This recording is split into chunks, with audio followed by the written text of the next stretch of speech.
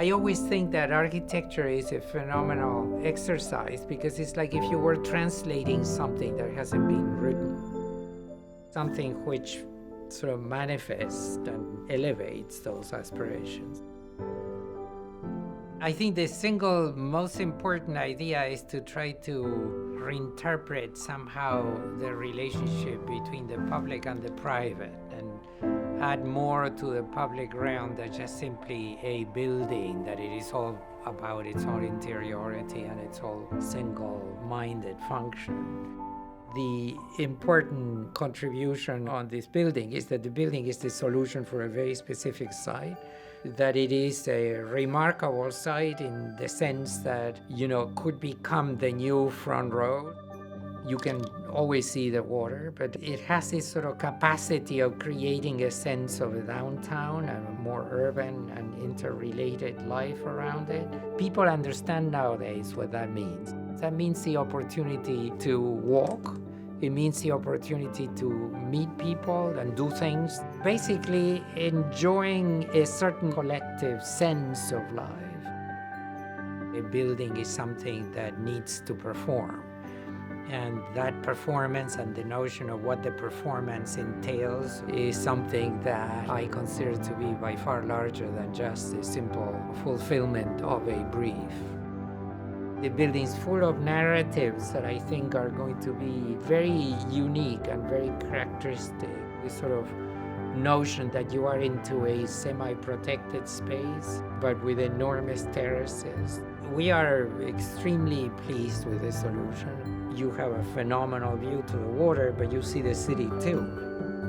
The river, it sort of comes into the building through this waterfall that filters what happens inside of that space, which is public, but yet sort of kind of separated by the curtain of water. And the two towers actually have clear views, but functionally what the piece does is also makes the whole building work together as one entity.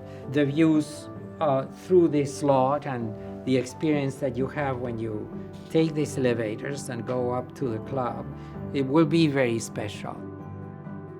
The best residential areas are those which eventually become almost like a community.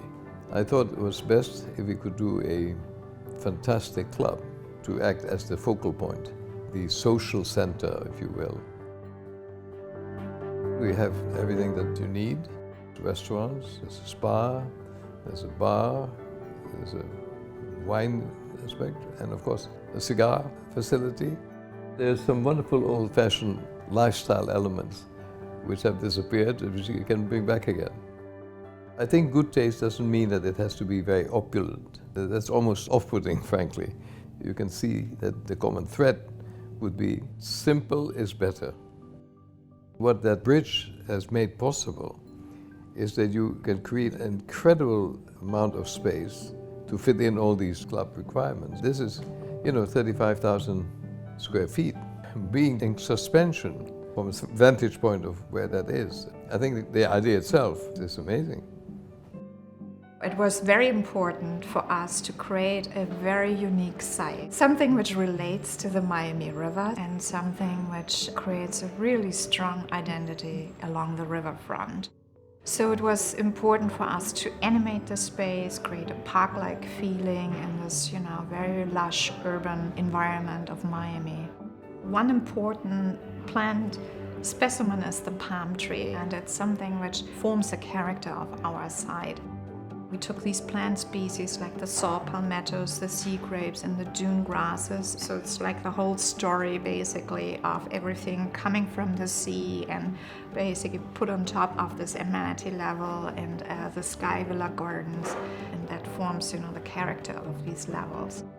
Miami has this quality of being particularly effervescent in a way. It has its own dynamic. This kind of amazing reality is not about just your own apartment, but some possibility of communal life in which you're engaged with the rest of your neighbors. The building has this idea that there is a second urban plane that is significantly elevated over the street with absolutely spectacular views into itself, but also to the outdoors. You don't get this thing by being alone in an island or in a capsule. I think that's what the building celebrates.